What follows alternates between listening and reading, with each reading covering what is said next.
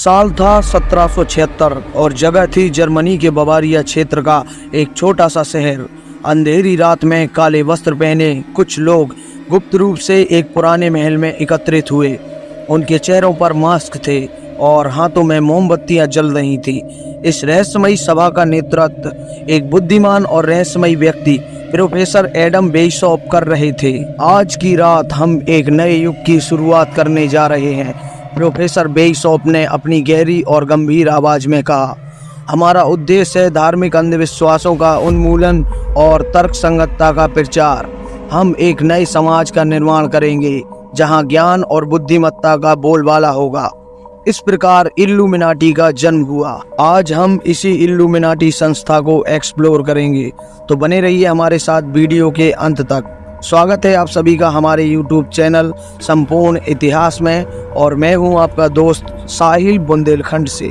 Illuminati संस्था के सदस्य उच्च शिक्षित और समाज के प्रभावशाली लोग थे, जिनमें विद्वान, वैज्ञानिक और राजनेता शामिल थे। यह गुप्त समाज गहरे अंधेरे में कार्य करता था, अपने उद्देश्यों को पूरा करने के लिए गुप्त बैठकों का आयोजन करता था और अपने विचारों को फैलाता था।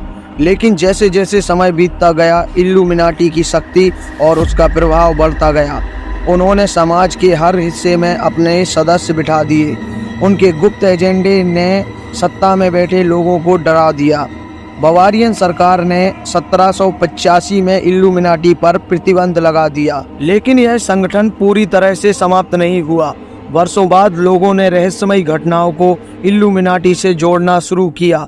हर बड़ी घटना, हर बड़े राजनीतिक बदलाव के पीछे इस गुप्त समाज का हाथ माना जाने लगा। कहते हैं कि इल्यूमिनाटी अब भी छिपकर दुनिया की राजनीति, अर्थव्यवस्था और मीडिया को नियंत्रण करता है। उनके सदस्यों में अब विश्व के सबसे शक्तिशाली और धनी लोग शामिल हैं। इल्यूमिनाटी के सदस्यों के बारे में कई अफवाहें और षड्यंत्र सिद्धांत मौजूद हैं। हालांकि ऐतिहासिक रूप से इल्यूमिनाटी का असली सदस्यता सूची कभी भी पूरी तरह से सार्वजनिक नहीं की गई थी। आज आधुनिक समय में इस गुप्त समाज के सदस्यों के बारे में जो बातें कही जाती हैं, वे अक्सर अफवाहों और षड्यंत्रों सिद्धांतों पर आधारित होती हैं। 1776 में इल्यूमिनाटी की स्थापना के समय कुछ ज्ञात सदस्यों में शामिल हैं एडम वेइसॉप, संस्थापक और जर्मन कानून के प्रोफेसर; एडोल्फ फ्रीहर्निग्गे, एक महत्वपूर्ण सदस्य जिसने संगठन की संरचना को संगठित करने में मदद की; आधुनिक षड्यंत्र सिद्धांतों के अनुसार कथित सदस्य। वर्तमान में इल्यूमिनाटी के कथित सदस्यों में प्रमुख हस्तियां, राजनेता और व्यवसायी शामिल किए जाते हैं। हालांकि इन दावों के लिए कोई ठोस सबूत नहीं है। कुछ प्रमुख व्यक्तियों के नाम जिन्हें अक्सर इल्यूमिनाटी से जोड़ा जाता है: राजनेता और नेता। अमेरिकी राष्ट्रपति जैसे George H.W. Bush, George W. Bush और बराक ओबामा। ब्रिटिश प्रधानमंत्री जैसे विंस्टन चर्चिल।